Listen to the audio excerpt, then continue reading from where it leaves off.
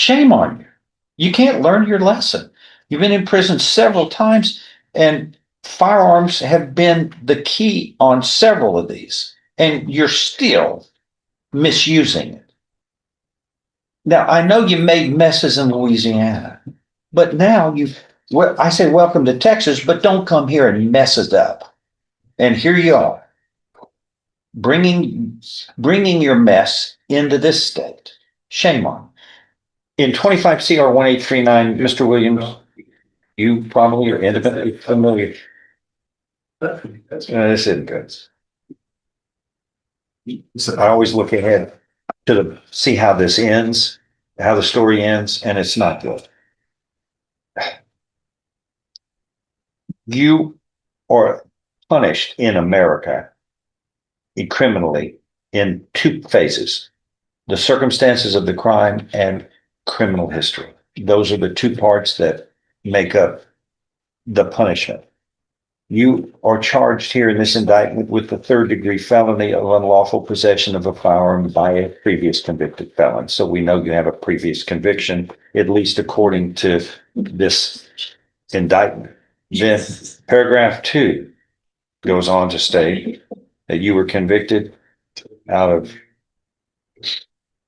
Jefferson Parish, Louisiana in 2012 for use of a firearm, and it says CBS, I don't know what that means, or crime of violence. Then paragraph 3 of the indictment states,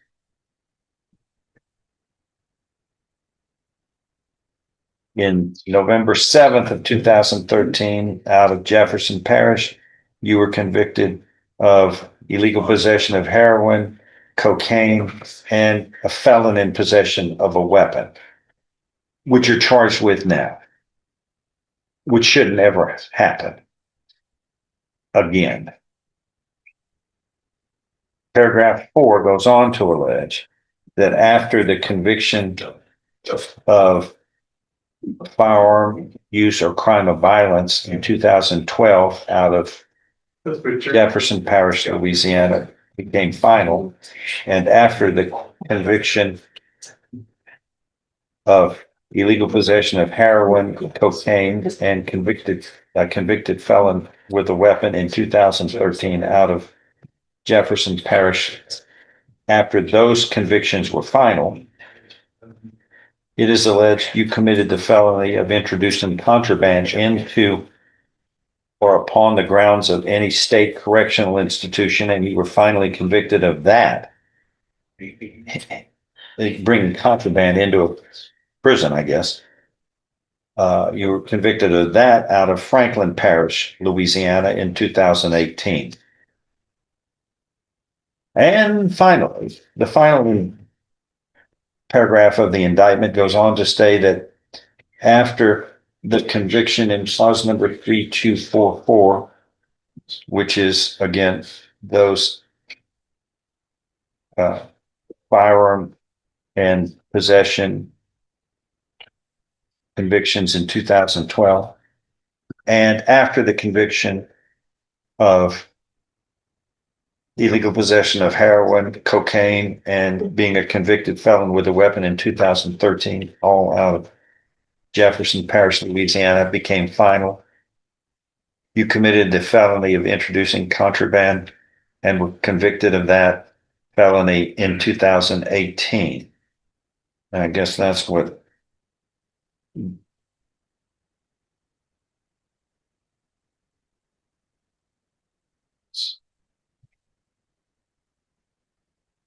don't understand why that's in there.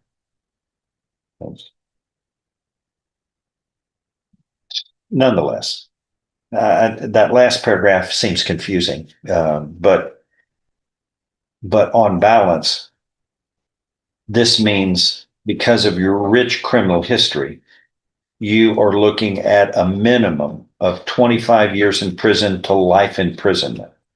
A minimum of 25 years in prison, up to life in prison. You understand? What's his bond on this?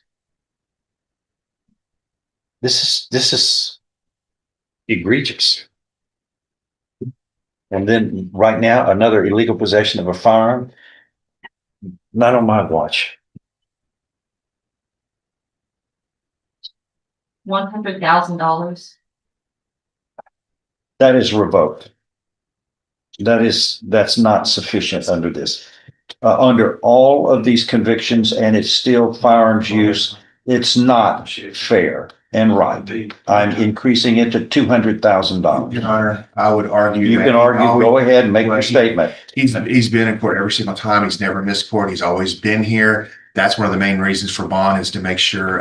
It's one of the main reasons. Well, I said one of the main reasons. This is, if you look at his prior history, it's Just look at. oh no, but it's nothing recent. It's cases that are old. I'm sorry, he just got indicted. He just got indicted. That's recent. He just got indicted here on this case. No, I'm saying his prior history. I don't care. He should never ever commit a crime, much less repeat it. And I'm sorry, that's just, and it's firearms usage. Another firearms. Using a firearm, Your Honor. He's illegal possession of firearms by a felon. Wasn't using it. It's found in the car when he was driving. Yeah. I'm not saying it's illegal, but it's not the same thing as brandishing a firearm or using a firearm. I just want to make sure. Paragraph 2, conviction in 2012, illegal use of a firearm. But like you said, 2012. I'm not through. Hold on. In 2013, convicted felon in possession of a firearm, what he just got indicted for in here. He was convicted. This is the third, 2 convictions so far, and then now a third charge of illegally using a firearm. Let's see. What else?